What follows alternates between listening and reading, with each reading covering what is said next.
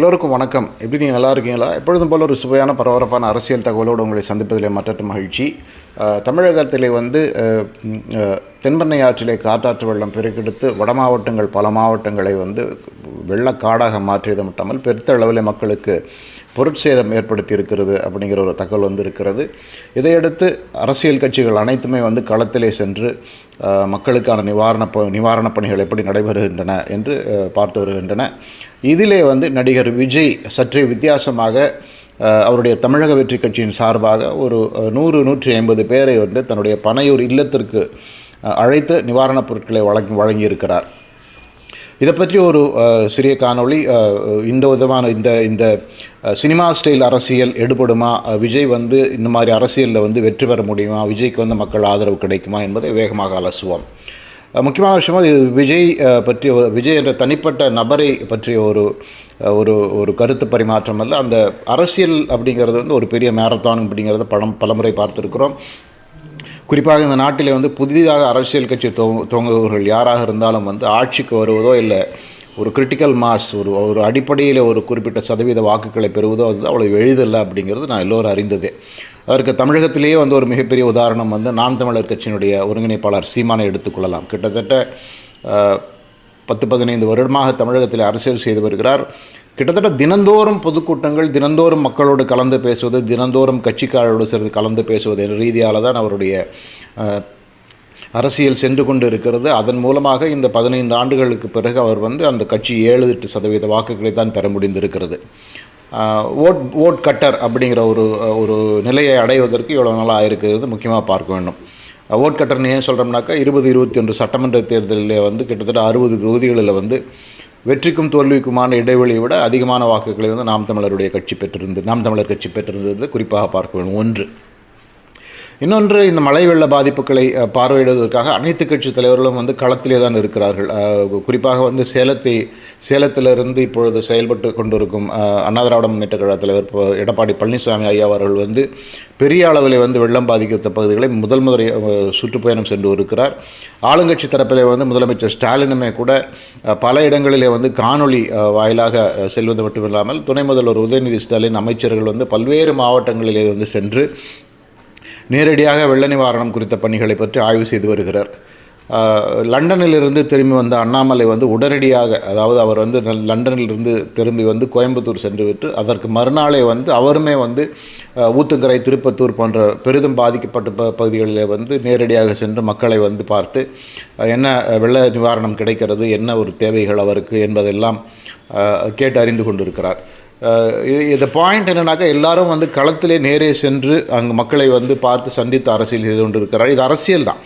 இது ஒன்று மக்களுக்கான வெள்ள நிவாரணம்ங்கிறது இன்னொன்று மக்களுக்கு துயரம் இருக்கும் வேளையிலே உங்களோடு தோளோடு தோள் நிற்கிறோம் நாங்கள் அப்படிங்கிற ஒரு எண்ணத்தை ஏற்படுத்துவது மிக மிக முக்கியம். பாலிட்டிக்ஸ் ஒரு பர்செப்ஷன் தான். Politics is art of perception. அதாவது நல்லது நடக்கும்போதும் கெட்டது நடக்கும்போதும் மக்களோடு தோளோடு தோள் நிற்பது அப்படிங்கிறது தான் காலகாலமாக ஒரு அரசியல் கட்சி செய்வது அரசியல் தந்திரம். இந்த சூழ்நிலையிலே நடிகர் விஜய்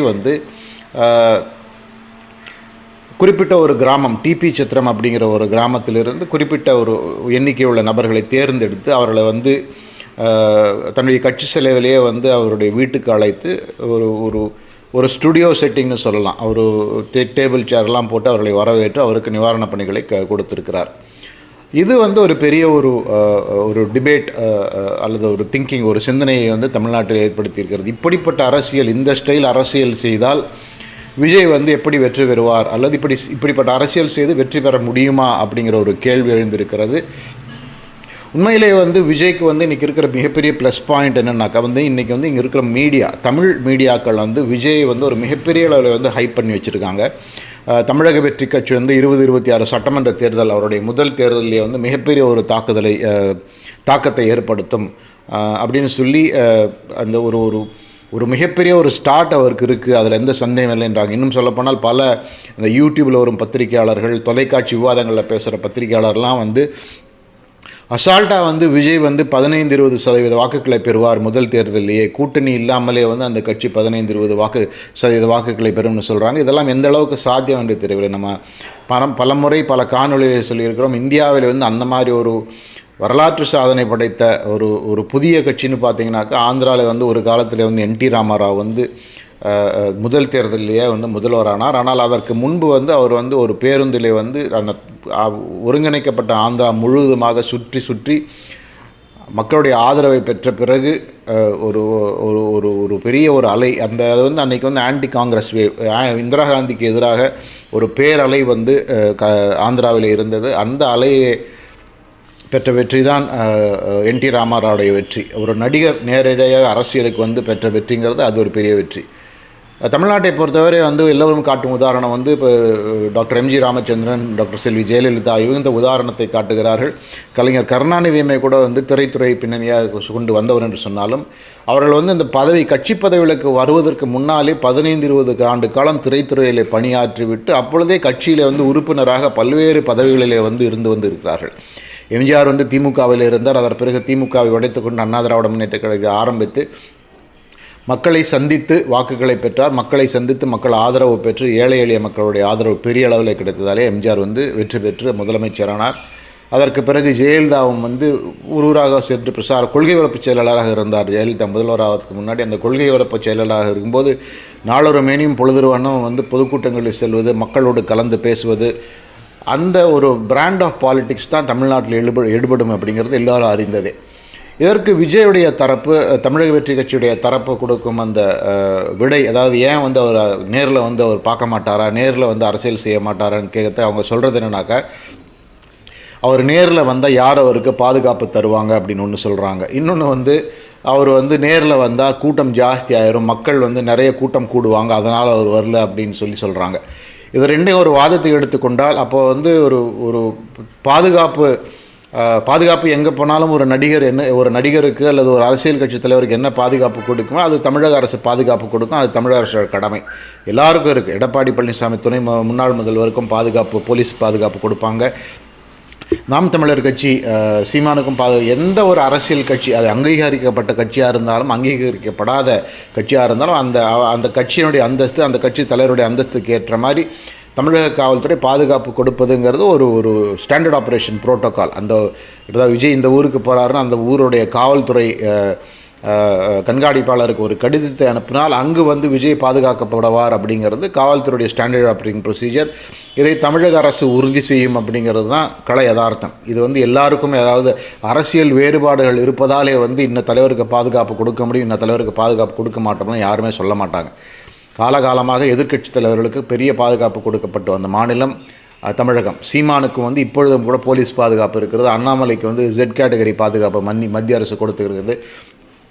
எடப்பாடி பழனிசாமி ஒரு பிரின்சிபல் ஆப்போசிஷன் பார்ட்டி லீடர் அப்படிங்கிறதுனால அவருக்கேற்ற ஒரு பாதுகாப்பு, முன்னாள் முதல்வர் என்ற அளவில் அவர் பாதுகாப்பு, இப்படி எல்லோருக்கும் பாதுகாப்பு அப்படிங்கிறது அரசாங்கத்தினுடைய கடமை. அது ஒன்று. இன்னொன்று வந்து இவங்க சொல்கிறது என்ன வந்து மக்கள் கூட்டம் கூடுவாங்க அப்படிங்கிறது வந்து, மக்கள் கூட்டம் கூடினால் என்ன, நாளைக்கு வந்து 234 தேர்தலுமே தொகுதிகளிலுமே தனியாக போட்டியிடுவோம் என்ற நிலை எடுத்தால் அந்த 234 தொகுதிகளுக்கு பிரசாரத்திற்கு நடிகர் விஜய் செல்வாரா, இல்லை எல்லோருக்கும் வந்து காணொலி மூலம் பேசிவிட்டு, இல்லை ரெக்கார்ட் பண்ண கேசட்டை போட்டுவிட்டு, ரெக்கார்ட் பண்ண ஆடியோவை போட்டுவிட்டு ஓட்டுகள் வாங்குவாரா என்று இப்படி பல கேள்விகள் எழுகின்றன. அதற்கு ஒரு மிக மிக முக்கிய காரணம் வந்து ஓவர் எஸ்டிமேட்டிங் த பாப்புலாரிட்டி. நம்ம வந்து பெரிய ஒரு இன்றைக்கி நம்பர் 1 இருக்கிற நடிகராக இருந்த அரசியலுக்கு வந்துடுவதனால வந்து என்ன இருந்தாலும் நம்முடைய ரசிகர் பட்டாளம் நமக்கு வாக்களிக்கும் அப்படிங்கிற அந்த டேக்கன் ஃபார் கிராண்டடுடைய சிந்தனை ஒன்று தான் நடிகர் விஜயோடைய இந்த ஸ்டைல் ஆஃப் அரசியல் அப்படிங்கிற அதுக்கு காரணமாக இருக்குன்னு பலரும் சொல்கிறார்கள். இன்னொன்று, அவருக்கு அரசியல் ஆலோசனை சொல்வதற்கு சரியான ஆட்கள் கிடையாது. அவருடைய கள சிப்பாயாக இருக்கிற புஷி ஆனந்த் வந்து அவருடைய ரசிகர் மன்ற தலைவராக இருந்த பெரிய ஆளானவர். அரசியலில் வந்து ஓரளவுக்கு அனுபவம் இருப்பவர்கள், அரசியல் எப்படி செய்ய வேண்டும் என்று தெரிந்தவர்கள், இவர்களெல்லாம் ஒரு சிலரை பக்கத்தில் வைத்து கொண்டால் சட்டமன்ற தேர்தலுக்கு முன்னால் விஜய் வந்து எப்படி களப்பணி ஆற்ற வேண்டும், எங்கெல்லாம் களப்பணி ஆற்ற வேண்டும், எப்படி பயணங்கள் செய்ய வேண்டும், அந்த திட்டமிடுதலுக்கு வந்து பெரிய அளவிலே வந்து இந்த மாதிரி அரசியல் அனுபவம் மிக்கவருடைய உதவி தேவைப்படும் என்று பலரும் சொல்கிறார்கள். எல்லா கட்சியிலும் அப்படி இருக்காங்க. நமக்கு வெளியில் கண்ணில் தெரியாத காலம் சென்று ஜெயலலிதா அவர்கள் முதல்வராக இருந்த பொழுது அன்றைக்கு செங்கோட்டையன் வந்து ஜெயலலிதா அவர்கள் எந்த பாதையில் போக வேண்டும், எங்கே பொதுக்கூட்டம் பேச வேண்டும், எத்தனை ஆயிரம் பேர் கூடுவார்கள் என்று எல்லாமே துல்லியமாக தெரிந்து கணித்து பயணத்திட்டங்களை இடுகின்ற அளவுக்கு செங்கோட்டையன் வந்து ஒரு ஒரு கள அரசியல் எக்ஸ்பர்ட்னு சொல்லி பலரும் சொல்லுறாங்க. அதே போல் திராவிட முன்னேற்றக் கழகத்தை பொறுத்தவரை அவருடைய அனைத்து மாவட்ட செயலாளரும் வந்து முதல்வர் எங்கே செல்ல வேண்டும், முதல்வர் யாரை சந்திக்க வேண்டும், துணை முதல்வராக உதயநிதி எங்கே செல்ல வேண்டும், இப்படி ஒவ்வொரு திட்டமிடலையும் செய்து மக்களோடு மக்களாக இந்த தலைவர்கள் இருப்பதற்கு, அந்த இமேஜ் பர்செப்ஷனை ஏற்படுத்துவதற்கு அரும்பாடுபட்டு கொண்டு தான் எல்லோரும் இருக்கிறார்கள். பாஜகவிலும் அண்ணாமலை தரப்பிலிருந்து அது செய்யப்பட்டு வருகிறது. இப்படி எல்லோரும் வந்து களத்திற்கு சென்று இருக்கும் பொழுது விஜய் வந்து ஒரு குறிப்பிட்ட காரணங்களை தெரிவித்து வீட்டில் தான் நான் வந்து என்னுடைய தொண்டர்களை சந்திப்பேன், வீட்டில் தான் வந்து பாதிக்கப்பட்டவர் வந்து எங்கள் வீட்டுக்கே வந்து பொருளை வாங்கி கொள்ள வேண்டும் என்று சொல்லுவது கொஞ்சம் வித்தியாசமான ஒரு அரசியல் மெத்தடாக இருக்கிறது. அது எந்த அளவுக்கு கிளிக் ஆகுங்கிறது காலம்தான் பதில் சொல்லுங்கிறது ரொம்ப முக்கியம். இன்னும் சொல்லப்போனால் விஜய் வந்து அந்த திண்டிவனம் அந்த விழுப்புரத்திலே விக்கிரவாண்டியில் அவருடைய மாநாட்டுக்கு போன போது கூட அந்த திரைத்துறையினர் பயன்படுத்தும் ஒரு பெரிய கேரவன் பஸ், சென்னையிலிருந்து விக்கிரவாண்டி 4 மணி நேரம் எடுத்துக்கொண்டால் கூட கார் பயணம், அதற்கே கூட ஒரு கேரவன் பஸ்ஸை எடுத்துக்கொண்டு அந்த கேரவன் பஸ்ஸில் போய் அங்கே அதை நிறுத்தி அங்கே வந்து தன்னை தயார்படுத்தி கொண்டு மேக்கப் எல்லாம் போட்டுக்கிட்டு அதுக்கப்பு தான் வந்து மேடைக்கு வந்தார் என்று சொல்லுகிறார்கள். இது வந்து ஒரு யதார்த்த அரசியலிலே வந்து ஒவ்வொரு இடத்திலும் இது சாத்தியமில்லைங்கிறது ஒரு மிகப்பெரிய முக்கியமான விஷயம். அரசியல் வந்து அட்லீஸ்ட் தமிழ்நாட்டிலே வந்து அப்படி அரசியல் செய்து வெற்றி பெறுவது மிக மிக கடினம். அதாவது மக்களுடைய சிந்தனையிலே பெரிய மாற்றம், ஒரு ரெவல்யூஷனரி லீடர், ஒரு புரட்சிகரமான ஒரு தலைவர் வந்திருக்கிறார், அவர் பிரசாரமே பண்ணலைனாலும் பரவாயில்ல, அவருக்கு ஓட்டு போடுவோம் அப்படிங்கிற ஒரு அந்தஸ்து விஜய்க்கு இருந்தால் ஒழிய இப்படிப்பட்ட ஒரு ஒரு ஒரு புதிய யுக்திகளை பயன்படுத்தி வந்து விஜய் எந்த அளவுக்கு வெற்றி பெறும் என்பதை பொறுத்திருந்தான் பார்க்க வேண்டும். இதை பற்றி உங்கள் கருத்து என்னன்னு பதிவிடுங்க. வேறொரு சுவையான தகவலோடு நான் மீண்டும் உங்களை சந்திக்கிறேன். இந்த கண்ணோட்டம் சரியா இல்லை இந்த கண்ணோட்டம் தவறு என்று இருந்தாலும் நீங்கள் பதிவிடுங்க. உங்கள் நேரத்துக்கு மிக்க நன்றி. நான் வேறொரு தகவலோடு உங்களை சந்திக்கிறேன். மிக்க நன்றி.